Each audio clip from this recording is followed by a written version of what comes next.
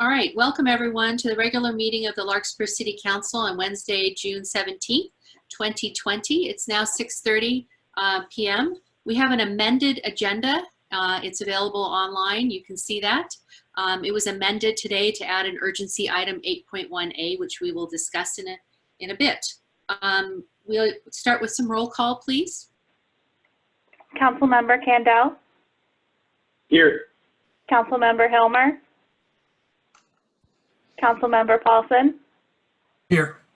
Vice Mayor Haroff. I'm here. Mayor Way. Here. So unless there's an objection from my colleagues, I'd like to reorder the agenda. I'd like to begin by taking up the urgency item, agenda item 8.1a. After concluding agenda item 8.1a, I'd like to take up agenda item 3.1, which are our presentations and proclamations, since we have many of those members of our staff here in our audience. And then we will have time for public comment about matters that are not on the agenda. Do any of my colleagues have any objection to reordering the agenda? All right, seeing no objection, I'd just like to make a few comments for the points and benefits of the public in attendance, and I wrote them down to make sure I did not misspeak. We've received a lot of comments and emails in the last several weeks about two main issues, one being our policing with the Central Marin Police Authority. I would like to encourage everyone to watch Chief Mike Norton's video presentation of last Thursday. It's available on YouTube and it's available on the Central Marin Police Authority website to see how he answers many of those questions very specifically in an hour-and-a-half presentation.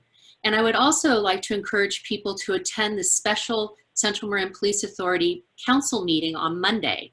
And the Central Marin Police Authority is made up of 3 different cities. So there will be 6 council members from 3 different cities, Puerto Madera, Larkspur, and San Anselmo, as well as the city managers that will be there to listen to public comment. So that's on Monday. And that's coming up, and you can see the information about how to log on to that on the Central Marin Police Authority website. Secondly, we've heard a lot of correspondence about Sir Francis Drake and the use of his name on one of Marin County's most prominent streets, as well as the statue waterfront in Larkspur Landing. We have heard from people who want the name of Sir Francis Drake removed from the boulevard and the statue taken down. We have also heard from people who believe that the statue is public art and should remain where it is. So we've thought about this a lot and think that these topics deserve their own forums. The urgency item on this agenda tonight, which is 8.1a that we'll discuss next, is our contribution to forming a working group to hear from the community about the name of Sir Francis Drake Boulevard. We anticipate that a public meeting on that topic will be scheduled and announced shortly. The next step as a city council is to schedule a special meeting devoted to discussion about the statue. We are comparing calendars to find a suitable date in the next week or 2 for that meeting to take place. So with that being said, I would like to have a staff report on agenda item, urgency item 8.1a. Thank you, Madam Mayor. I'll be very brief. I participated in a meeting this morning in which it was suggested that the best way to create a forum for our broader Marin community to have a dialogue and a discussion about the name Sir Francis Drake on the street, the boulevard that bears his name, would be to form a working group of the 5 jurisdictions in which the road traverses, Larkspur, Larkspur, Ross, San Anselmo, Fairfax, and the county. And the thought is that there will be 2 council members from each of the boards, plus the 2 members of the Board of Supervisors whose districts include the street. It will comprise a working group to hold the forum. Because that plan was developed this morning, hence the need for an urgency item and why we placed it on the agenda in that format. I turn it back to you, Madam Mayor, and our recommendation is that you, with the consent of your colleagues, appoint 2 members to sit on that working group. Are there any questions from council on this matter of a working group in regards to the Sir Francis Drake Boulevard name and also what the disposition of a sculpture? So, Catherine, just to make sure, this is Kevin. Just to be clear about this, these are two issues. There's the sculpture, and there's the naming of Sir Francis Drake Boulevard. So I think what I understand is that this multi-jurisdictional group would be focusing on is the name, as opposed to the statute, which may need to be dealt with in a separate way. Can you clarify that, Dan? Yes, so the statute rests entirely within the City of Larkspur and was gifted to the City of Larkspur 30 years ago. So we are the owners of the statute. So what we are also proposing, but it's not part of this agenda item, is scheduling a special council meeting with the statute being the sole topic, so that you can take comments from all parties who are interested in providing either feedback about the statute and what, if anything, should happen with the statute. So I asked the council members earlier today to review their calendars. I anticipate that by sometime tomorrow we'll be able to announce a special meeting in the next week or two of your body on a meeting where that's the only topic. All right, so do I have any council member who would like to participate on this working group? That would be the countywide working group. And I see, not countywide, but specific to Sir Francis Drake Boulevard name. I see Scott Candel's hand has raised. Is there any other council member who has a particular interest in this? I'd be happy to. And Vice Mayor Kevin Hara. Seeing no one else, I would like to take the opportunity to appoint them, both of those council members, to this special new working group. Thank you very much for volunteering on that. There will be a lot that will happen, and you'll probably be hearing some organizing from outside of our city as we gather together more people to discuss this matter. Then we are moving on to item number 3.1, which is presentations and proclamations, since we reordered the agenda. This is a very hard night to be saying goodbye to 6 very important and special city employees that we have had for a long time. In the COVID-19 world that we're living in, we have to do this in this virtual world as opposed to having a giant party like we would normally do. So I would like to welcome all of those, our special retirees into the room now. I think some of them are here, but we have created some resolutions like we usually do. And in the essence of time, I'm just going to not read all of the whereases, but I really feel it's important in our community that we value our staff members and their commitment to the city and the hard work that they do, that I would like to just read a few lines from each of these and be very thankful to each of these employees for their commitment to Larkspur. So our first one is honoring Annie Hirschfeld Cohen from her retirement from the city after 25 years of filling the Twin Cities Children's Center with joy and laughter. She as a senior lead teacher, she's now retiring from Larkspur. She was hired in August of 1994 and has been a consistent source of love and comfort for her students at the Children's Center. Oh, there you are. Get over there. Terrific. She was often a greeter and saw the children as they arrived. There's a lot more on here, but I'm giving the highlights. Annie's loyalty and strong bonds with the Children's Center community allowed her to serve as an advocate for children and parents in the program and to become a trusted ally for families during their time at the center. We want to thank you, Annie, for being with us for a long time. Next, we're going to be honoring Sandra, or Sandy. Oh, you guys are all there. That's great. Petro Schaefer. I'm pronouncing your last name wrong. I apologize. Schaefer. Sandy has successfully led the Twin Cities Children's Center for over 40 years as a child care director and will be retiring from the city of Larkspur. Sandy was instrumental in the establishment and the development of the Children's Center and its programs and offerings throughout the year, which grew from providing care to 15 children up to 90 children. In recognition of her work, Sandy was awarded the Extra Mile Award in 1992 for her dedication to providing an outstanding program for Larkspur and Corte Madera communities. Without Sandy's leadership and devotion to the children in the city of Larkspur and town of Corte Madera, the Twin Cities Children's Center would not have developed into such an important asset in our community. Thank you very much for being here with us for all these years. Virtual class. Also honoring Patricia Franz, Twin Cities Children's Center Assistant Director. She'll be retiring after 40 years also of compassionate care and tender loving services to our children. She began her career in 1980 as the assistant teacher and helped mold the Children's Center preschool program to a thriving community asset, growing from 5 children cared for 2 days a week to 16 cared for 5 days per week with a really long waiting list. Halloween won't be the same without Patricia's impressive costumes, designs which mesmerize the children, and either with their oversized paper mache Minnie Mouse head, or a magical Mrs. Frizzle outfit, or a sheep costume produced from a hot glue gun and seemingly countless bags of cotton balls. There's more on here, but I'm going to let you to read that when you get home. Thank you very much.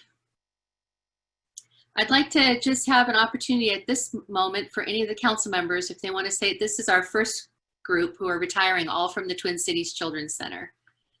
Anyone from the council have any? I'd just like to, I see that they're muted over there. So if any of our awardees or recognizees have anything to say, I'd really appreciate hearing from them. You know, I'd like to speak for us and just say that we have loved being employees of the City of Larkspur. We've been so proud to serve the community. And it's a little shocking. It's a little shocking to all of us. But tonight we decided to be together with Lisa Hess also, who is an employee. And we just thank all of you. We thank all of you. It's been a wonderful life serving this community. Thank you, Ann. Thanks for taking a chance on us in 1975. Thank you. It's been an honor. Our next resolution, 4820, is to honor Natalie. Is Natalie, well, have to come forward if she doesn't want to. It's all right. Natalie Bonner, I hope I'm pronouncing that right. For nearly a 20-year career beginning September 2000, Natalie has dutifully served the residents of the City of Larkspur as the city's customer service representative and then permit technician. Described by those around her as loyal and hardworking, Natalie's coworkers are consistently amazed at her ability to carry a large to-do list in her mind without even writing things down. I gotta learn that. She's an avid hiker. She helps significantly lower the city's commuting carbon footprint by frequently choosing to walk the several miles to and from Larkspur City Hall from her home in Mill Valley. Natalie's coworkers know she will have no trouble filling her time in retirement, as her reputation as a fearless and extensive traveler, as well as an imaginative and artistic art and craft creator, is well known throughout City Hall. Natalie is to be commended for her efforts serving the Larkspur community, and when as Director of Planning and Building, Neil Toft describes as dedication to taking care of the public, finding the answer to any and all questions, and getting the job done. Thank you, Natalie. Next, we're going to say happy retirement in Resolution 4920 to Rob Gordon upon his retirement from the city. He was hired in August of 2001 and will be retiring after 19 years of distinguished service as a library assistant. Rob, a gifted artist whose work has been displayed at both the Larkspur and Sausalito libraries, always graciously lent his talents to creating intricate displays and banners for the Larkspur Library program. And Rob's artistic abilities extended to his musicality as well, having played in a band for many years, such that his performances at the annual Valentine's Day poetry reading event have become an enjoyable tradition for all those who attend. While Rob is most recognized to patrons dressed in his dress shirt, jacket, and bolo tie, a treasured gift from his sister and former library director, Frances Gordon. Worn in remembrance of her, he also holds the record among library staff for the most frequently wearing the iconic Larky costume, I didn't know that, on visits to local schools and community events, and despite the cumbersome and often hot costume, would greet our community children warmly with a wave and many high fives. Thank you, Rob. There's a lot more said on here, but I'm going to have you read that. Thank you. And we have one last retirement, a resolution 4720 honoring Richard or Dick Whitley from his retirement from the city. You guys are all cheering over there. Is Dick on board here? He doesn't have to be. Oh, there, I see his name. Dick Whitley, Recreation Director, will retire after nearly 25 years of outstanding and meritorious service to the City of Larkspur. He started in the city in 1995.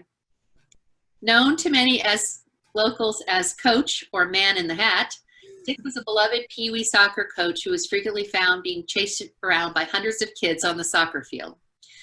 The key organizer of the city staff's annual holiday party, Dick's famous kilt ensemble always brought a festive mood to the gathering and will be sorely missed, as well as those crazy sweaters.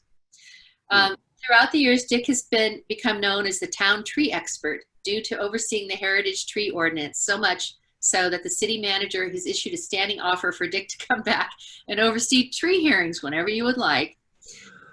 It will also be incumbent on the city staff to ensure that DJ's Chinese cuisine is patronized frequently enough, that Dick's absence is not felt too harshly by the restaurant's bottom line. And lastly, the staff can always count on Dick to meet them with a smile and an upbeat attitude. And Dick leaves behind a strong Recreation Department legacy of commitment, service, and dedication to the betterment of the lives of the community and beyond. Can't say enough about all of our staff and friends who are retiring, and they won't be gone very far. They'll come back and visit. Dick, do you have anything you want to say? Or if I may, absolutely, Mayor Way, thank you. Can you hear me? Yes. Very good. I just wanted to say thank you very much for the support that I've had over the last 25 years. I want to thank the residents of Larkspur for sponsoring us, stepping up to all the special events and programs, many programs that we've had. My appreciation to my coworkers over 25 years, I can't begin to name the people with whom I've had a great time that has made my time here so special. I also want to thank the Parks and Recreation Commission and state for the record that I have admired the hard work that the council, that Finance Director Kathy Orm and City Manager Dan Schwartz have undergone to make this situation, this incredible situation, manageable. And their hard work is very much appreciated by me and my family. And finally, I'm looking forward to seeing great things from my coworkers, Nick Stone and Drew Bendixson, in the future. Thank you very much for everything. And I think Dan Hilmer, did you have a hand raised, Dan Hilmer? Oh, you're muted. No. No, Uh-oh. still muted.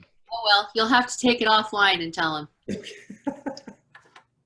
All right, thank you very much. You're welcome to stay for the rest of the meeting, but Madam Mayor? So Madam Mayor, if I could speak for Councilmember Dan Helmer, who I know was about to express his tremendous appreciation for the contributions that each of these individuals have made to our community over the years. And that's an expressive appreciation that I certainly share. It's kind of melancholy to see folks go, but everyone on this list has made tremendous contributions to our community, and it's greatly appreciated. thank you. Dan, you had Dan Schwartz, you were... Yeah, first, Madam Mayor, there's a lot of current and former employees I see in the attendee list. Maybe give them an opportunity to raise their hand. I don't know if any of them would like to say anything. Sure. So if any of you in the audience want to say something, that would be a great opportunity. Allison, do you want to manage that? And Yes. while they're contemplating that, I just want to thank all of these folks. When I came here 10 years ago, the staff was so supportive of me as I tried to understand Larkspur and help move it along. And they've all done a wonderful job of always putting the character of Larkspur in perspective for me. And I'm eternally grateful to them for that. Great. Is there anyone in the audience with the hand raised? I don't see anyone. So I know they know how to reach you guys. So thank you very much. And these proclamations will be officially given to you as soon as they get signed and posted by Allison. So Thank you. We do have one hand raised. If this is about the retirement item, we could allow that person to speak. if it is, yeah. David Muller, I'm going to unmute you for the retirement item. Hi, it's Robin and David Muller, and I just wanted to voice thank you from the entire community to all of you who have done such a great job supporting Larkspur. And I'm sure that I'm speaking for everybody who didn't raise their hand, but thank you very much. And we wish you all the very best in everything going forward. And thank you for all that you've done. Thank you, thank you, thank you. Hear, hear. So you can stick around, but I think we have to take you out of the meeting. Can you hear me now, Madam Mayor? Oh, yes, Dan Hilmer. Yes. No. Bad connection, Dan. All right, we'll have to move on, Dan. We have you'll have to reconfigure your Zoom in a minute. He's frozen in time. Frozen in time. All right, that concludes item presentation and proclamation 3.1, which brings us back to which brings us back to item number 2, which is public comment, only for matters that are not on the agenda. This is a time for members of the public to address the City Council regarding items that are not on the agenda or that are listed as part of the consent calendar. Please approach the podium, it says that, but you just need to raise your hand and Allison will let you unmute your mic. The Council is not permitted to take action on matters that are not on the agenda. It may engage in limited discussion and refer the matter to staff or direct staff to place a matter on a future agenda. You can see all of these outline of what public comment is on our website there. I'd like to recognize that we received 2, 4, 6, 8, 10, 12, 14, 16 public comments in advance of the meeting, and those are also available on the website to be read by anyone who is looking at our agenda. And your continuing public comments will also be posted on the agenda. And for those who may be joining us a little later, I just want to let them know that we've already discussed 8.1A, which is creating a two-member of the City Council for a multi-jurisdictional working group to examine the name of the Sir Francis Drake Boulevard. So do I have anyone in the audience? And we'd like to limit your comments to 3 minutes, please. Madam Mayor, before we have public comment, can I make a quick comment? Sure. Okay, I just wanted to thank everybody waiting to make public comment for being patient. I understand you may have been expecting to talk at 6:30, so thank you for hanging in with us while we went out of order for a little bit. That's all. Great. All right, so we are open to listening to public comment for items that are not on the agenda. And what you will see is a timer on the upper left there, because we haven't figured out how to do a timer like we do in the City Council chamber. Do I have anyone's hands raised, Allison? Thank you. We will start with Cole Lewis. Cole, it's your turn for public comment. Madam Mayor, am I entitled to 5 minutes because I'm part of a group, like it says in the rules? Yes, it does. That's fine. All right. Dear council members. Cole, just a second. So how we usually do this, Cole, is you introduce yourself and you say your address and what group you're representing. Super. My name is Cole Lewis. I live in Madrone Canyon. I'm here on behalf of Central Marin Youth Action Group. I've spoken at City Council before for classes and things I cared about, but never have I come to speak at one of these meetings with the passion and responsibility which compels me today. We're all mourning and protesting the senseless killings of George Floyd and Breonna Taylor, but it goes much deeper than that. Systematic racism and oppression are deeply ingrained in our fabric of our country. Before the events of the past month, I would have heard that statement and pictured racism as some sort of abstract being, some monster that lives in the South. It lives elsewhere. Racism doesn't exist in California, not in Marin. It died after the civil rights movement. If I don't see people being discriminated and segregated on the streets, then racism doesn't exist here. But if I would have thought that, I would have been wrong. The systems we have in our country, our counties, and our cities carry racial implications. White people were incarcerated at a rate of 0.7 per 1,000 people between 2012 and 2016 in Marin. Black people were incarcerated at a rate of 10 people per 1,000. That's 14 times the rate of white people. That is not a coincidence. The Sausalito Marin County School District, quote, knowingly and intentionally maintained and exacerbated, end quote, racial segregation in their district, establishing a mainly white charter school and a public school for the poorer, more diverse Marin County. That is certainly not a coincidence. Funding is another example of systems that hold power. Funding conveys priority. Funding is not a coincidence. In the 2019-2020 fiscal year, the City of Larkspur plans on spending $4,070,615 on police. That is nearly 23% of Larkspur's budget, practically a quarter of the money we're spending. It's increased by an average of $200,000 a year, yearly, since 2016. The money we allocate communicates the causes and communities we care about. The budgetary choices we make are a choice about what communities and groups of people we want to serve. The money we spend on police is more than 3 times as much as we budget to building maintenance, inspection, and planning combined. It's more than 4 times as much as our streets and our library budget, and over 5 times as much as recreation and parks.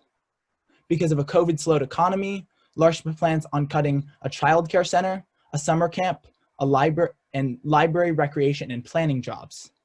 Not a cent out of the police budget will be touched. To me, this shows we've majorly deprioritized our communities.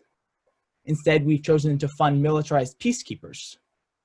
It conveys we care less about our streets, our children, and our community than whatever sense of safety a police department provides. But what do they provide? Out of 1,199 Larkspur pertaining reports in 2019, 3% were violent crimes. Out of 17,257 calls for service in 2019, the top 5 were citizen assist, extra patrol, traffic stop, assist fire, and 911 hang-up, of which there were 1,200. Those 5 make up for about 50% of all Larkspur calls for service.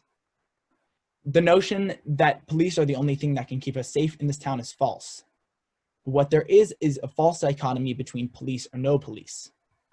We do need police in some situations. Violent crime and theft exist. But a major portion of Central Marin PD and most police job is dealing with mental health and housing emergencies, minor disputes and de-escalation, and assisting the fire department. So why don't we put those jobs in the hands of those more equipped, like social workers or mental health specialists, or the fire department? Partially reallocating funds and putting those in need of help in better hands is the best way to serve and protect our community, not guns. That funding could go to affordable housing or education, areas important to those that the institution of police has historically oppressed. I'm here demanding a discussion of police funding and role in our community be put on the agenda at the next City Council meeting on July 1st. Whether you agree with me or not, it is your responsibility and duty to listen to the community and let democracy take its course. Thank you very much. Inaction and ignoring 20 seconds left, Cole. And ignoring the issue's prevalence and community interest is silencing the movement. It's perpetuating a system and turning a blind eye. It's downright irresponsible. Thank you. Thank you for your comment, Cole. Do I see anyone else who has their hand raised that would like to address the council on matters that are not on the agenda? Thank you. Our next public commenter is Shannon Hart. Excuse me, Shannon, it's your turn to speak. Hi, thank you. Shannon Hart. Hold on, Shannon, just a second while we reset the timer. Okay. Go ahead. Thank you. You can start. I did submit the a letter that I think was sent out in regards to the discussion of renaming Sir Francis Drake Boulevard as well as the statue. And I know you've separated those out as two similar but different tasks. And I wanted to speak more specifically to the statue and my support for renaming the statue. I was at the protest tonight a little while ago, and it's public art and it's anonymous looking, and the artist is a local artist, a renowned artist, Dennis Patton, who lives here in San Rafael, and he has agreed to, or would be willing to, rename it, given that it's more of a statue about an event rather than a person.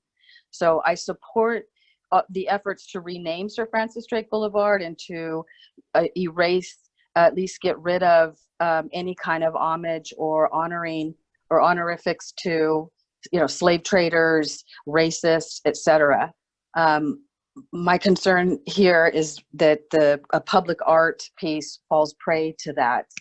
And I would encourage that the council support a renaming and rededicating of the statue. Thank you for your comment, Shannon. And we are going to be holding you might not have been online when we had a special meeting devoted to this discussion of the statue in the next several weeks. So stay tuned for that. I will. Thank you so much. Do we have any other hands raised, Allison? Thank you. Our next commenter is Kristen Zybel. Kristen, it's your turn to speak. Kristen, can you just hold a second until the timer is reset? You bet. Thank you. It's an awkward process, this. Madam Mayor, I'm good to go, so just, okay. I need you to. Okay, so Kristen, you can start. Thank you. Okay. Thank you. My name is Kristen Zabel. I live at 224 Larkspur Plaza Drive. In a statement on June 8th, the City Council committed to listening and learning and to do what's in your power to address systematic racism and police brutality. I am asking you to defund the Central Marin Police Department because this is what Black Lives Matter is asking all city and county governments to do. Specifically, I'm asking that you reduce the police department's $4 million budget, which is mostly spent on traffic stops, parking violations, and policing the Corte Madera Mall. I am asking you to relocate $2 million of that budget to Larkspur community programs. I saw mention in your statement that you echo Chief Norton's invitation to review the policies and procedures of the Central Marin Police Authority and share your thoughts on how we can better serve the community. The Minneapolis Police Department had the most training practices of any police department in the country. Officer Derek Chauvin was well trained on proper policing when he kneeled on George Floyd's neck and pressed the life out of him. How many traffic stops or mall arrests are the Central Marin Police using to racially profile Black people or using excessive force in their arrests? I've witnessed 3 Central Marin officers hold and arrest one Black man on Magnolia, empty his pockets onto the street and arrest him with no Miranda warning. Our Central Marin officers come fully armed with vests, tasers, and guns on civil visits. I fear for the safety of every Black person who walks or drives in Larkspur and Central Marin. There is certainly no reason 23% of the city's budgets goes to this police department. There's nothing that warrants the budget increases. We are safe in Larkspur with a $2 million police budget. We are safe in Larkspur with a $1 million police budget. So City Council, if you are truly listening, truly learning, then I, a Larkspur taxpaying constituent, needs you to act. I need you to do what is in your power to listen to the local and national Black community and prevent another George Floyd, Breonna Taylor, and so many other tragic murders by police. I demand a committee on police spending in Larkspur start up immediately, especially looking at data on how spending is related to public safety. For the city's budget, I request a reduction of $2 million in the police budget and a reallocation of the money to the library, mental health programs, infrastructure, and racial justice education. Thank you. Thank you, Kristen, for your comment. Allison, do we have anyone else in the audience who has a hand raised that would like to make public comment on items that are not on the agenda? Thank you. Our next commenter is phone number ending in 1402. It's your turn for public comment. Yes, James Holmes, Larkspur. I thank the council for its proposal for further discussion regarding the anti-Drake proposals and look forward to commenting on them. With regard, additionally, as a satisfied user occasionally of the Larkspur Police Department's citizen assist services, I appreciate them very much and would not want to see them go away. Thank you. Thank you, Mr. Holmes, for your comment. Do I see anyone else in the attendees who have a public comment for items that are not on the agenda? Thank you. We've received a few emailed public comments that I'll read at this time. I'll maintain the same 3-minute time limit, and anything that I don't get to, these letters will be posted on the online agenda packet following the meeting. This first comment is from Kelly Hanley. Dear City Council members, I would like to express my sincere gratitude to the Central Marin Police Department and the Central Marin Fire Department for their quick response to the potentially devastating fire in the Blue Rock neighborhood on Saturday morning, which was set by an arsonist. The police quickly evacuated us, and the firefighters successfully extinguished the flames before it could destroy any homes. I write to you today to urge you to allocate the needed funds from the Measure C tax to remove the fuel vegetation from the bowl on King Mountain, which borders Cedar and Bond and reaches the Vine, Willow, Holly, and Sycamore neighborhoods. Although the bowl is technically Marin County Open Space District, we would like the City of Larkspur to take the strong lead on getting this area cleared as early as this July. We narrowly escaped a fire that could have devastated our neighborhoods. The residents of the Blue Rock neighborhood are well aware of the fire danger in our area. We have been one of the most active NRGs, neighborhood resource groups, in the county, and certainly in Larkspur since 2014. We have conducted twice per year emergency drills in our 15 clusters, and last October we had our first fire evacuation onto the St. Patrick Playground. We have had Blue Rock fire prevention educational sessions, inspection walk-rounds, and Todd Lando neighborhood gatherings to inspire cooperation, and just last month we had our first vegetation removal volunteer day, which included about 30 neighbors. We removed critical vegetation on Bond Ave, which is exactly where Saturday's fire was headed. Additionally, by clearing the bowl of all the acacia and Scotch broom, it would send a strong message to the community that Larkspur is serious about fire fuel reduction. That could inspire homeowners to clear their own property of fire fuel, as hundreds of hikers and climbers, the King Mountain Fire Road, they look to their left, see a hopeless fire situation with out of control vegetation. Sincerely, Kelly Hanley, 110 Sycamore Avenue, board member of the Blue Rock NRG and Firewise community. Thank you. Is there a second email? Yes, there's just a few to get through. So, this next email comes in from Tom Flynn. Dear Larkspur City Council, last Saturday morning's fire at the western edge of Larkspur was the proverbial wake-up call. Fortunately, one of our neighbors was awakened just before sunrise to smoke pouring into his house and alerted our fire department in time to prevent a potential Larkspur catastrophe. This incident made all too clear the need to finish the work already begun to avoid Larkspur wildfire. The goats have done much the past year to reduce low-lying vegetation and will do more in the coming weeks. Our local Firewise Neighborhood Resource Group May 18 community effort in cooperation with Todd Lando of Marin Fire got us further along. That work improved fire truck access and significantly reduced fuel around the western perimeter of King Mountain open space. Clearly, the time is now to complete the major remaining fuel and hazard reduction work of acacia removal in the bowl area of King Mountain, surrounded by willow, sycamore, bond, and cedar. Funds have been generated through a parcel tax measure for fire prevention, and these funds would be used very appropriately on this high wildfire prevention priority. Arrangements for this work should begin as soon as possible. The City of Larkspur should immediately urge Marin County Open Space, who manage this land, to rapidly commence this work. Thanks very much for your attention to this matter.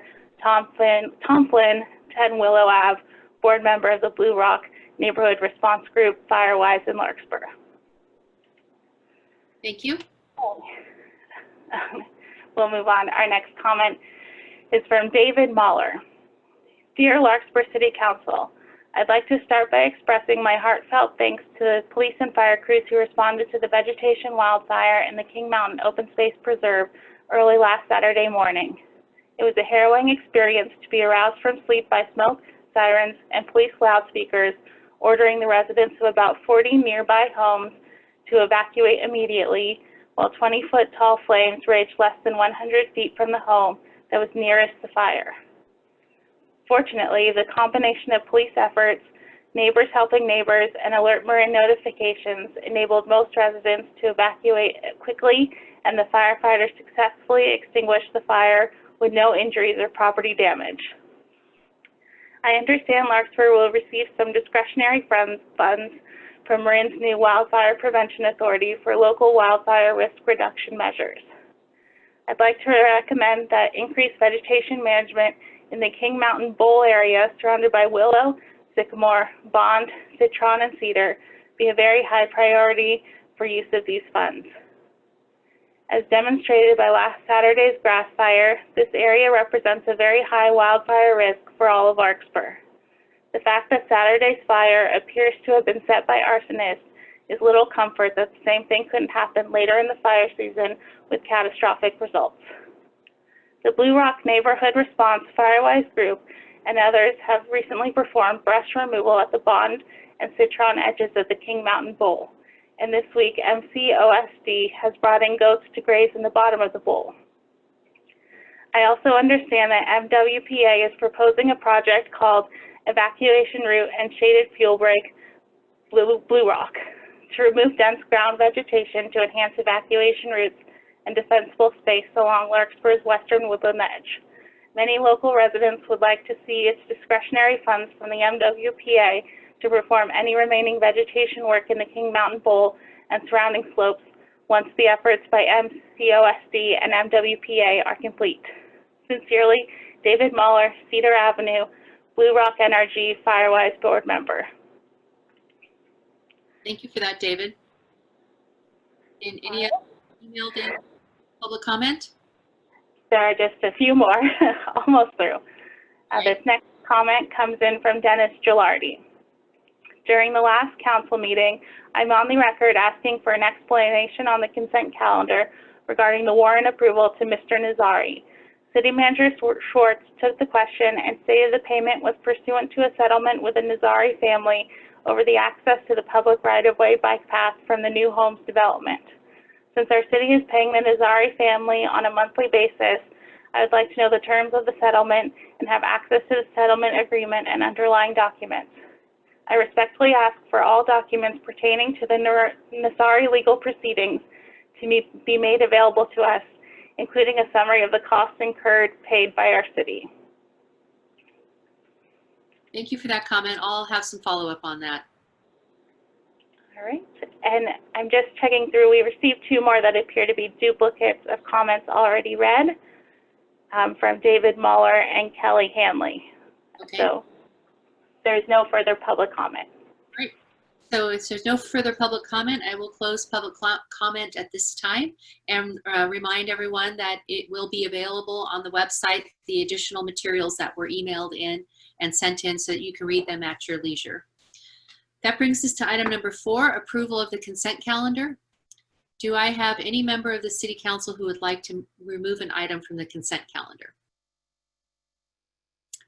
Seeing none, do I have a City Council member who would like to move the consent calendar? So moved. That sounds like Gabe Paulson. Is there a second? Second. Scott Candell. Can we do a roll call vote, please? Councilmember Candell? Yes. Councilmember Hilmer? Yes. Councilmember Paulson? Yes. Vice Mayor Haroff? Yes. Mayor Way? Yes. Okay, we're on to 5. City Manager's report, please.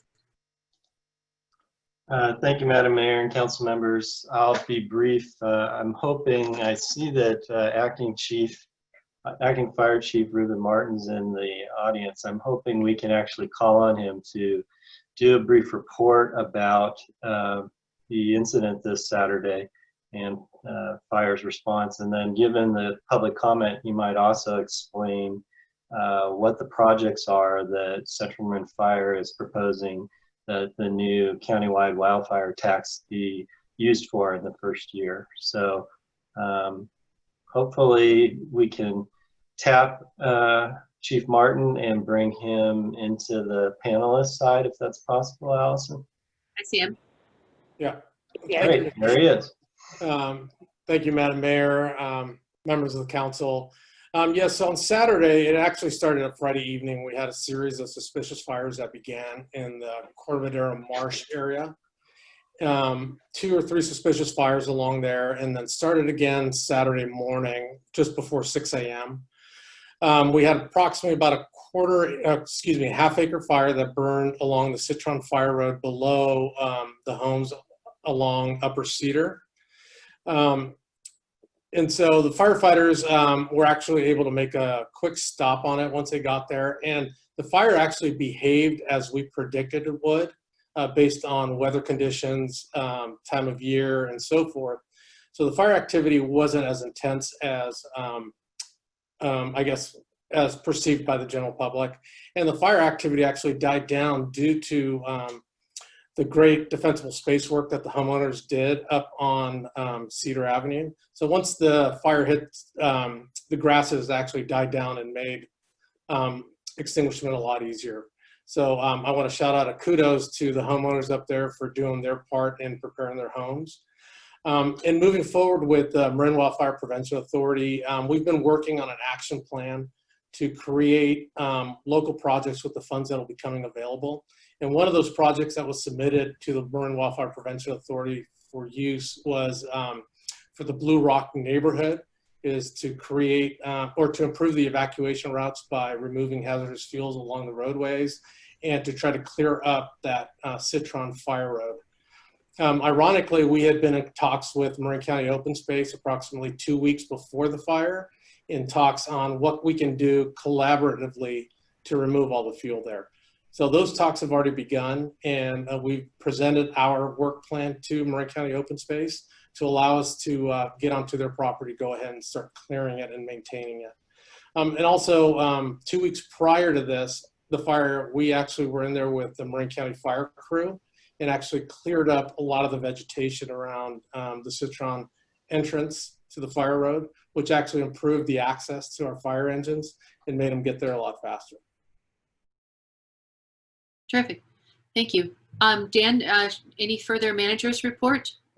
I only wanted to add on to Chief Martin's report that there may be some misunderstanding from some of the folks who wrote in public comment.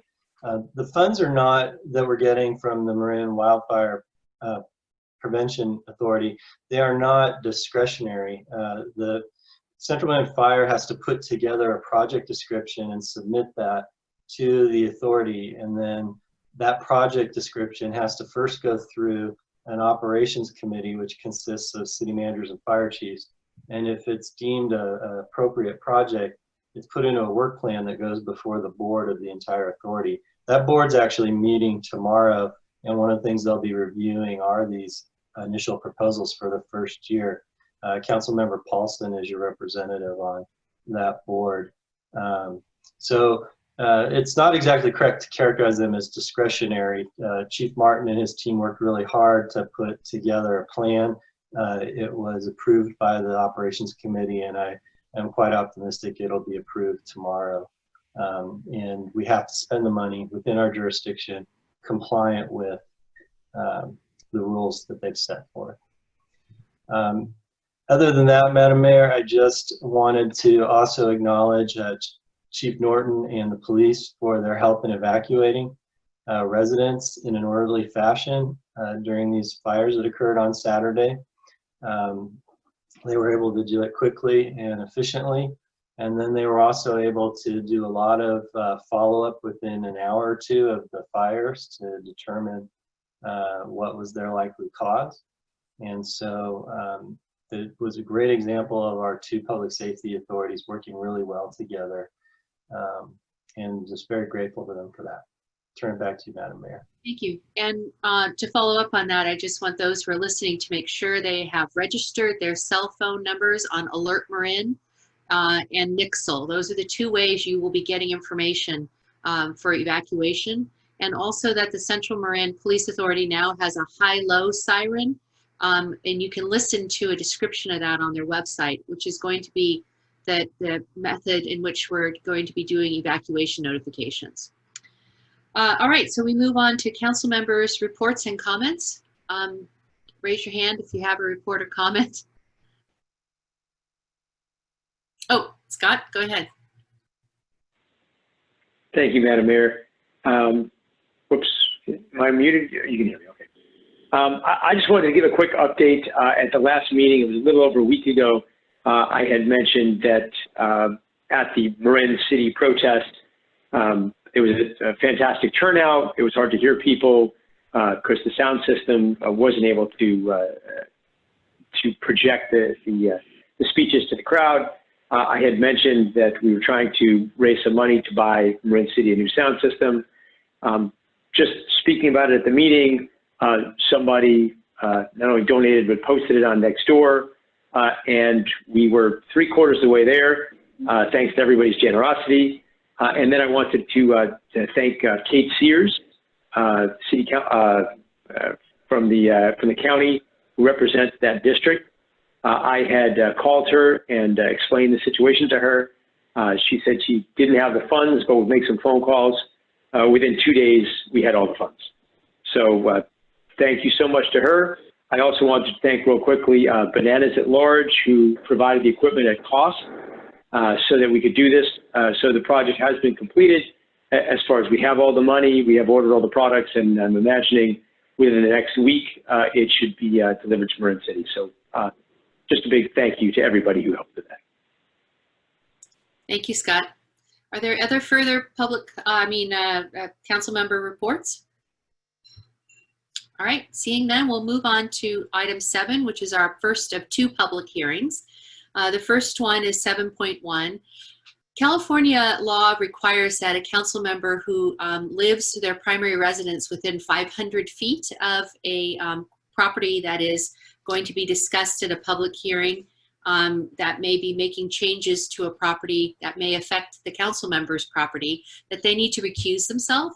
So what we do usually in the council chambers is that council member gets up and leaves the room and comes back when the item is been discussed and voted on. So at this point, I will virtually leave the room, and Vice Mayor Haroff will take over on conducting the rest of the council meeting on item 7.1. And I will be told to come back when Allison pings me that that item is over.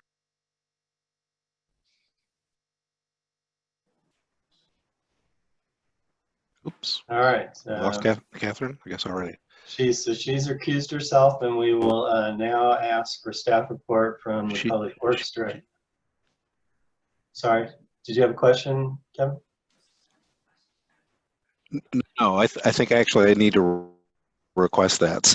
This is Kevin. So I'll take over for our mayor at this point and request a staff report.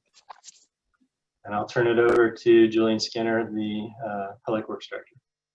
Thank you. Good evening, Mayor, council members, and members of the public in attendance. Tonight we have a request to conduct a public hearing and adopt a resolution vacating portions of the city right-of-way on Pepper Avenue and Elm Avenue in the Palm Hill area. And so this started with a request from the homeowners at 130 Pepper to do some improvements to their property. And through that process, it was discovered that portions of their improvements were actually within the city right-of-way. And so we required them to correct this condition before we could issue building permits. There are a number of ways to do this, but based on the facts at hand, it was determined that a right-of-way vacation would be the most appropriate. And so what this is, in essence, is the city relinquishing the public rights-of-way over portions of this residential lot. And so the right-of-way for both Pepper and Elm was established back in 1913 when the subdivision map was approved. And so over 100 years or so, we now have improvements. We have a street and we have houses out there. And the lines that were drawn on the map 100 years ago don't necessarily correlate with the way that the improvements are physically out in the field. And so specifically in this case, a portion of the applicant's swimming pool is actually in the public right-of-way. And so we worked with them to draft up what an appropriate right-of-way line would look like. And so this is basically the line on paper that would define where their lot ends and where the public right-of-way or the street starts. And so the public right-of-way is basically public access rights that are granted to the city for public use of portions of the land. The most common is for the street, for the sidewalk, but also for utilities. And so we did an evaluation of this and determined that the portions of the right-of-way where the pool was and some other areas around their lot was actually in excess of what the city needed for public use for this specific lot. And so we drafted up where a new right-of-way line would be that would demarc where the public use area is through this, along this lot, and where what would be left over would be their lot. And so the process to go through this is the applicant gets hold of the utilities. As I mentioned, there's not only a street and potential sidewalk improvements and things like that that could be in the public right-of-way, but also utilities. So in this case, there actually are some existing utilities in the area that we propose to quitclaim. And so as part of the process, those utilities will be reserving easements for their facilities because they do have a need for some of this property. We, however, have determined that for street and city needs, there's no public need for the area that we propose to quitclaim. And so for that reason, you're hearing this as a public hearing tonight, as opposed to if we didn't have the utility issue. Typically, these vacations are only consent items, but the existence of public utilities on there necessitates the public hearing. And so attached in the staff report is an exhibit that shows the lot. There's some lines that basically show a proposed 6-foot difference between the existing and proposed street rights-of-way line. And just to be clear, this is not a sale of public property.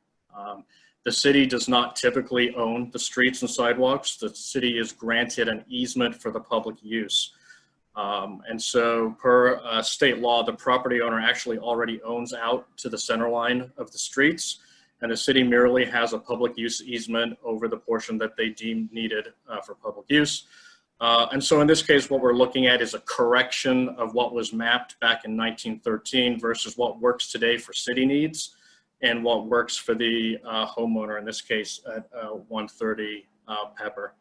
And so basically the finding is that the public right-of-way that we propose to quitclaim, which is about 2,000 square feet in total, has no present or future need as far as public use. And in making that finding, we go through a process where hearing if there's any objections from any members of the public, you would adopt a vacation of that public right-of-way, and then we would work with the property owner to do a quitclaim document and then a lot merger to ultimately take that 6 feet of right-of-way and combine it with the rest of their lot, and therefore their pool would actually be on their property. And so there are no sidewalks on either one of these streets, but we did make sure that we held back the rights-of-way lines so that we still have room if there's ever a need in the future to put sidewalks on any of these streets. We're not giving up that portion of the land. So we are contemplating not only existing use, public use of the right-of-way, but also any possible future use. So that's the end of the report. And as I mentioned, this is a public hearing, so I'm available to answer any questions in advance of opening up the public hearing. So Julian, this is Kevin. So just a quick question. I mean, this all sounds fine to me, and this is actually an issue that I think we've discussed in the past. There have been some concerns that I've heard expressed that there might be some value to the portion of the easement that we are relinquishing at this point. My impression and understanding is that there really is no financial value to the city in preserving what we are relinquishing by virtue of this action. Is that pretty accurate? Yeah, so Public Works has determined that the subject area has no public use for the city as far as widening of the road or sidewalk improvement or anything like that. Whether it has a value to the homeowner is another matter. But again, we're relinquishing the easement rights. We're not actually transferring property. For example, if the city owned a fee in parcel, owned a lot, and somebody wanted a sliver or a piece of that lot, then we would actually do an appraisal and go through a process and determine the best use of the property, and we would do an actual sale agreement. This is not a sale because the city does not actually own the property. We only reserve the public rights, and we've determined that there are no city needs for those public improvements. Okay, thank you. Yeah, if I could just add one comment to that, I think another way to think about it is that, and this is Skye Woodruff, the city attorney, the existence of the easement on the homeowner's property may in some ways create a very minor diminution of the value of their property, but so releasing the easement might provide some marginal improvement of the value, but the easement itself, as determined by the Public Works Department, has no value to the city. And so we're not really conveying anything of value by quit claiming this and relinquishing that piece of the right-of-way. This is pretty consistently the practice that we've followed for my time as the city attorney. And as the Public Works Director noted, when the situation is slightly different and the city actually owns the underlying fee title to the right-of-way, and a property owner requests it, then we do get an appraisal and require the property owner to reimburse the city for that property if the city determines that there isn't any other better use for it.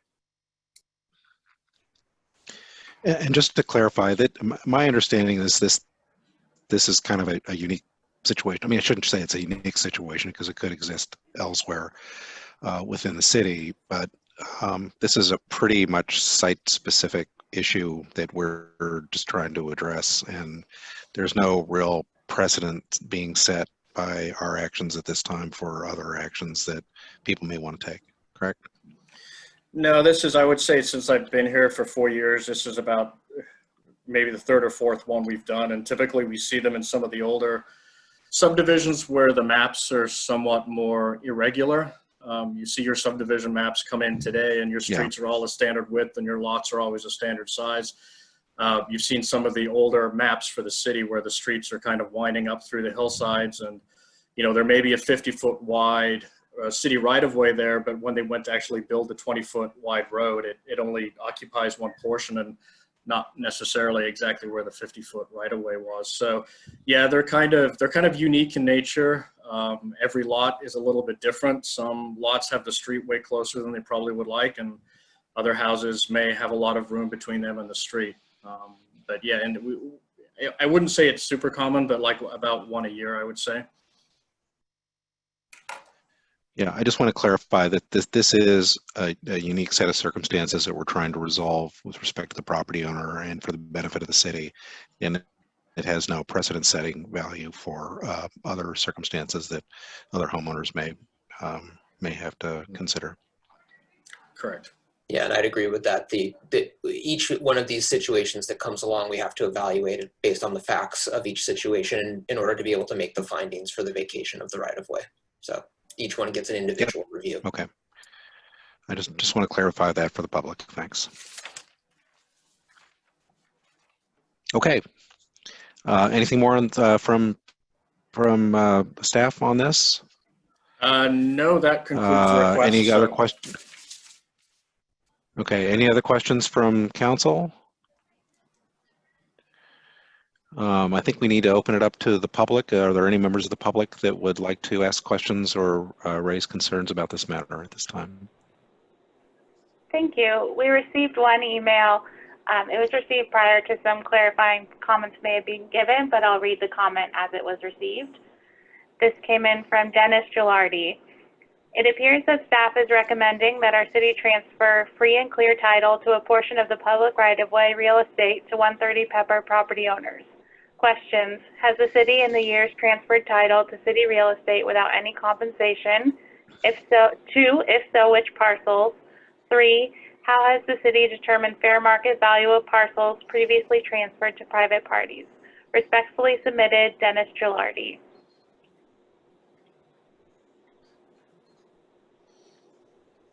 And I'm sorry, a Okay, follow-up well, I did think, come in withdrawing that question as I was reading it.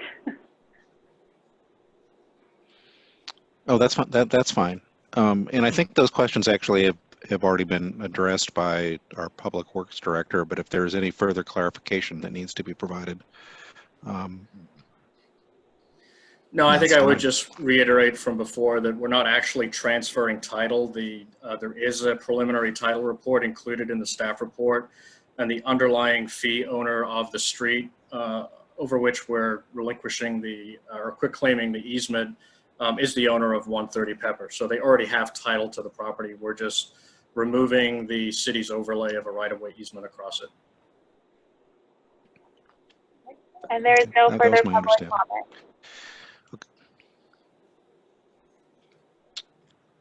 Okay, well, with that, I think we'll bring it back to the council. This requires us to adopt a resolution vacating a portion of Pepper Avenue and Elm Avenue public rights-of-way to 130 Pepper Avenue. Is there any more discussion that the council would like to entertain at this point? If not, I'll ask for a motion. Moved. And I've got a bad internet connection here. Yeah, I move to vacate the easement rights. I think Dan also moved. I think we can't hear him. So why don't we say Gabe made the motion, I'll second it. That's fine. So Allison, if we have a roll call vote. Councilmember Candell? Yes. Councilmember Hilmer? Councilmember Yes. Paulson? Yes. Vice Mayor Haroff? Yes. And Mayor Way is recused. That's right. So I think this concludes this matter, and then we can bring our mayor back for the rest of the meeting.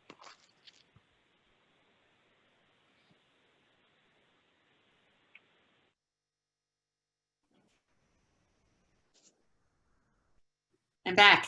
Thank you very much for doing that. Great. Now we're moving on to public item 7.2, which is to introduce and waive first reading of Ordinance 1049, amending Chapter 2.18, the Heritage Preservation Board of the Larkspur Municipal Code to reduce the established size of the Heritage Preservation Board from 7 voting members to 5 voting members. Can we have the staff report, please? I'm going to turn it over to the Director of Planning and Building, Neil Toft.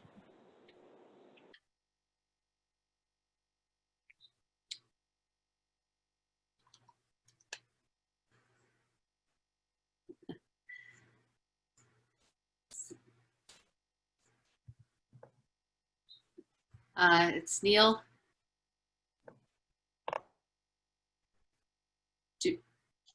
There he is. All right, we're getting close. Unmute, Neil.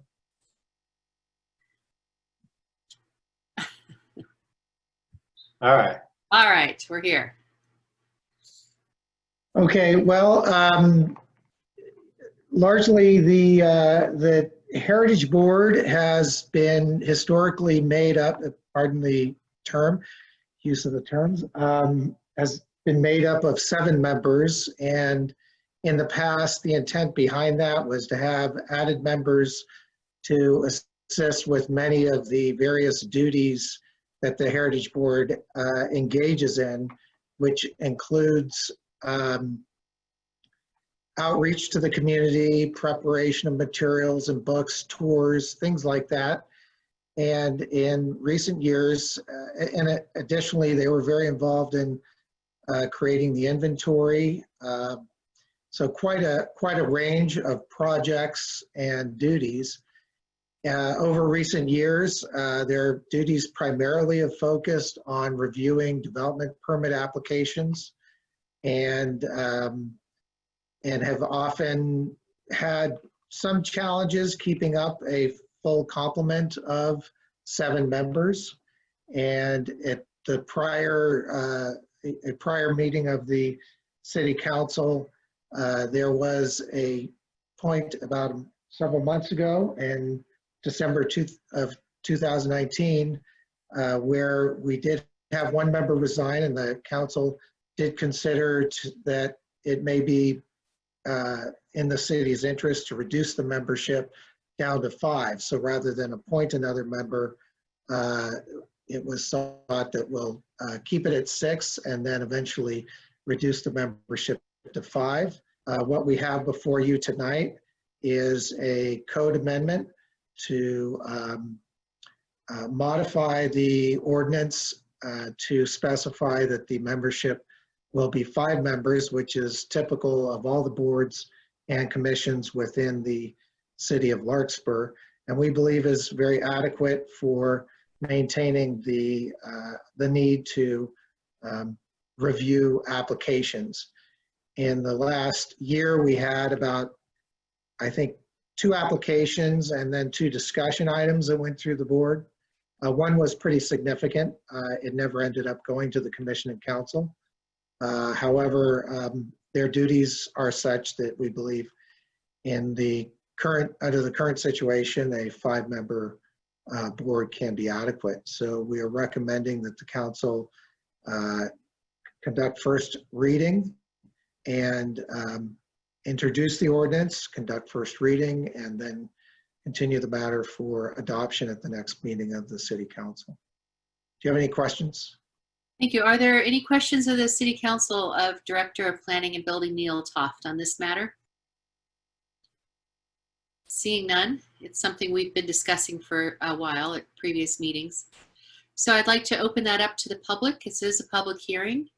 Allison, is there anyone who has written in a comment or has had their hand raised in the audience who would like to comment on public hearing item 7.2? Thank you. I'm looking for any hands raised at this time or any emailed comments, and there is none. All right. Thank you for that. I will then close public comment and bring it back to the City Council for further discussion. Is there any further discussion on this item? Seeing none, it looks like Councilmember Hilmer is moving the item. Is there a second? Second. Zach Candell has seconded. So that's the introduce and waive the first reading of Ordinance 1049. Can we have a roll call vote, please, Allison? Councilmember Candell? Yes. Councilmember Hilmer? Yes. Councilmember Paulson? Yes.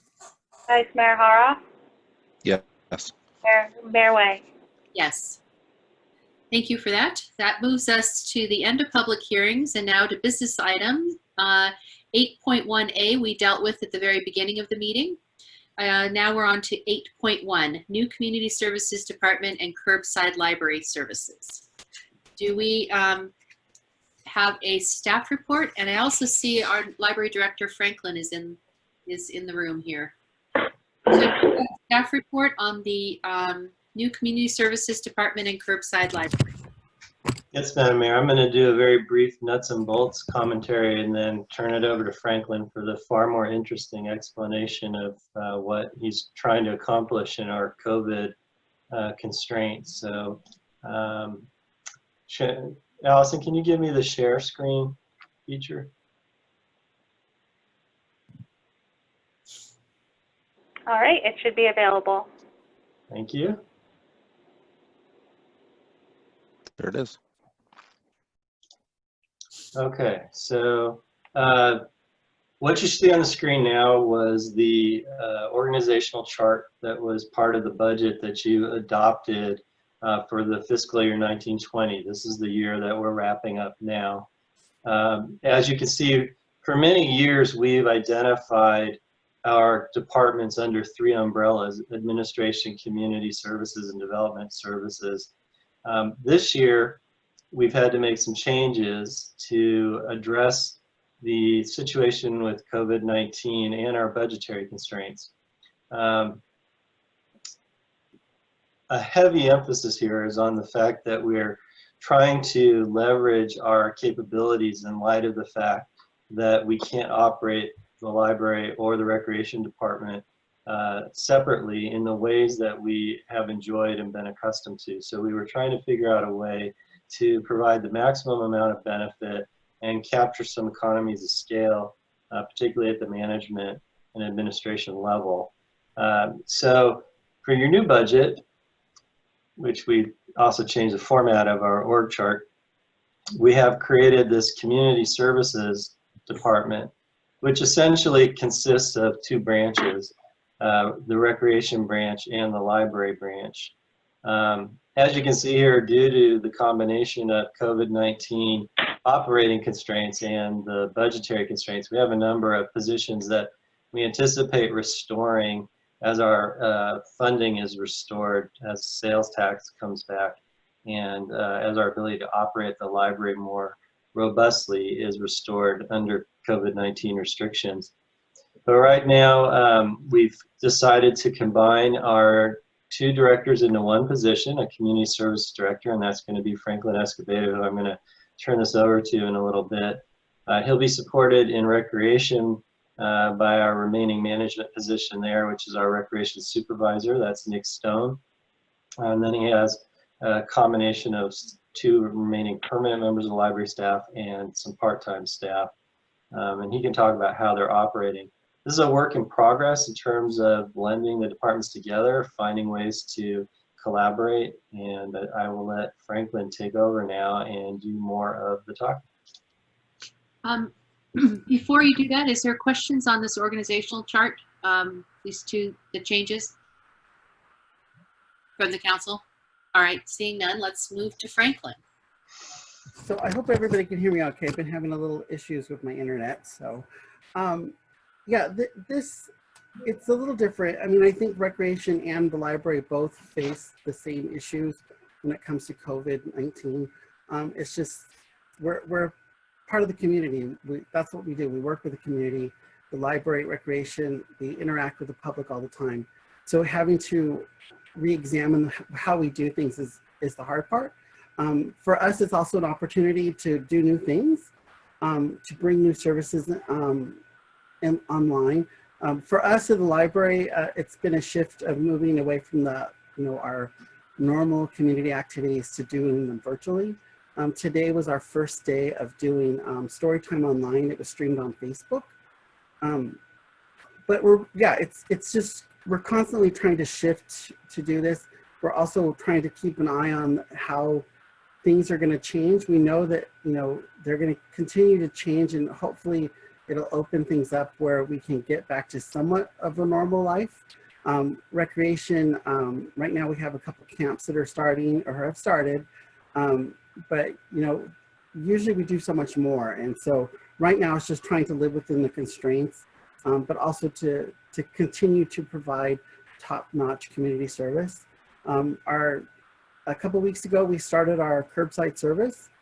So we're allowing patrons to pick up their holds, books that they had been waiting for since March. We've also restored our delivery service to the town of Pius. So they picked up their first delivery today. And so books are getting picked up.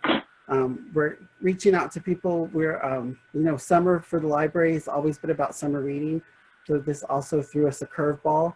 But I think we're getting on track to get this going. We've reduced the amount of hours to reflect our budget cuts. The curbside also is reduced to minimize. I mean, there's really just a couple of us in the library sometimes, and at the end of the day, there's only 2 of us. So we couldn't, provide a full day of curbside service when 2 of us are running around.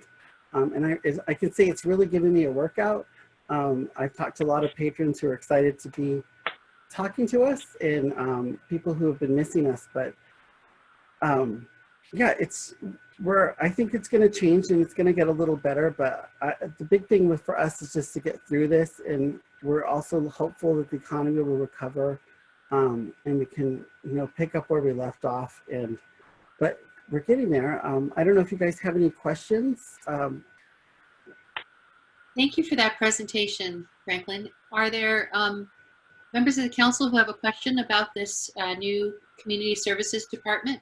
Madam Mayor, I might chime in though really quick. I just wanted to piggyback on some of the things Franklin said. Right now in recreation, we're entirely focused on renting our facilities out to third parties who are willing to operate in the COVID constraints. And that's been successful so far.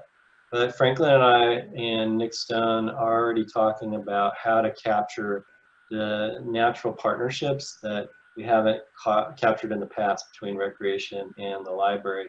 One of the things I think we'll try to do is invest in our community room that's down at the recreation department to turn it into more of a multimedia audiovisual center from which both disciplines can start to broadcast more of their online offerings. I would think that'll really enhance the performance of the department. And I think as we start to have more opportunity for the two divisions to work together on projects, they'll find other synergies as well. Great. Are there further questions about this item? Yes, Scott, go ahead. I just had one quick comment. We had a library subcommittee meeting that I didn't mention earlier, which was a kind of a phenomenal meeting where the library explained the plans to become more virtual and the potential vision of the future where people may want to stay virtual and all of the effort that was putting in to address those needs and to plan for that type of future. And I just wanted to say thank you to Franklin for all of his work that he's doing. And I think he's moving in the right direction, and I'm excited to see where it ends up. So thank you. Good. No other questions of this? Was there, since we're okay with time, I'd like to ask if there's anybody in the audience who would like to ask a question about the new Community Services Department in Curbside Library. Thank you. I'm looking for any public comment. There is no hands raised and no emails have been submitted at this time. Okay, well, thank you, Franklin, very much for joining our family at Larkspur. So this was just a business item, so there's no direction to the staff at this time. That brings us to 8.2, an update on city activities in response to the coronavirus COVID-19, which is a standing request that we have asked of the city manager to update us on what is going on. Oops. Thank you, Madam Mayor. I'll be very brief on this report. A lot of our attention in this past, since your last council meeting, was to support the Marin Recovers process. As you know, quite a bit of activity occurred under Marin Recovers over the last 2 cycles. They're sort of making announcements now every 2 weeks about what's allowed and what's not allowed. And the last 2 cycles have been very exciting for our business community in particular. More and more businesses have been allowed to come online and engage with the public. So a lot of our city efforts have actually been focused outward, devoting a lot of staff time to whatever the businesses need to get things moving. In the meantime, though, we are continuing to work to begin our process of opening City Hall. We do know there are occasionally folks who want to come in and have an in-person interaction. So we anticipate very shortly here, we'll begin to allow appointment visits to the staff. Folks will be asked to follow the correct protocols to be in the building. At some point in the near future, we hope to be allowing appointment visits to the stacks in the library. We need to put a few more things in place physically to make sure that people remain safe when they're inside the building. And we hope to actually do a lot of those installations in the next 2 weeks' time. Other than that, I just want to also acknowledge the hard work of our city clerk, Allison Fallis, and the assistant to the city manager, Shannon O'Hare. They've been both working hard to improve our communications during this period, recognizing that folks are not going to be coming into City Hall for as much physical interaction and communication, and so we have been trying to really up our digital game, which included the first mayor, city manager community chat, which we forgot to highlight during the city manager and council member reports, and we'll be doing those on a regular basis going forward. Turn it back to you, Madam Mayor. Thank you, and I'd like to remind everyone that they can go on to the city website and click the button Notify Me, and you can sign up and receive in your own email inbox all of these different notifications directly to you if you're interested. I would highly recommend signing up for the most recent newsletter that Allison and Shannon have been working on. All right, are there questions? No? Madam Mayor, no questions, but just echo the kudos that our city manager just gave to Allison and Shannon. Those guys are working selfishly on behalf of our community and our city, and I just really want to express my own personal appreciation for that. As I see my colleague, Mr. Helmer, waving his hands around as well. I think it's shared by all of us. Thanks. And I just want to also remind people that the Public Health Department has a daily reminder of COVID-19 requirements within the county, and masks are still a requirement when you're outside of your immediate home. And I just want to reiterate how important it is that we continue to follow that advice so we can get this disease crushed out of our community and we don't have to go through a lockdown again. So that was my little comment on that. Now we have 8.3, which is the city manager or the city financial update. We did receive one comment, public comment on that, which is on the link on the agenda online. Would you like to present on that? So, Madam Mayor, the main thing I wanted to report out to the public and to you, it also reflects some of the comments that I saw come into the city. I think there's been a misunderstanding about two of the enterprise funds that the city operates. Enterprise funds are funds that the city council has created where the operations within those enterprise funds have to pay for themselves. They're not to be taxpayer subsidized. The City of Larkspur has historically operated two such funds. One is a summer school and one is a child care center. Those were shut down not because budgetary cuts were made in those funds in order to divert money elsewhere, which was sort of implied in some comments that we got from the public. Those were shut down because under the restrictions of COVID-19, they can't generate the revenue to pay for themselves. We certainly expect summer school will come back online at some later date, and we're actually in discussions now with the Larkspur Corte Madera School District to figure out the future of the child care center. Okay. Are there questions from the council on that matter? Seeing none. I want to thank everyone for their patience tonight. And Madam Mayor? Yes. It looks like we have a member of the public who might be trying.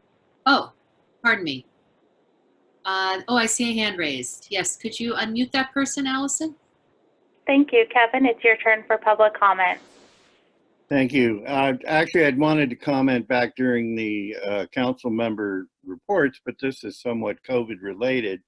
If you go back to the minutes of the council meetings to May 20th, and then more recently, the last meeting, there were apologies from the members, council members on the ad hoc committee that because of the COVID responsibilities, they had nothing to report. And at the last meeting, it was hoped they could set something up by mid-June or early July to report on it.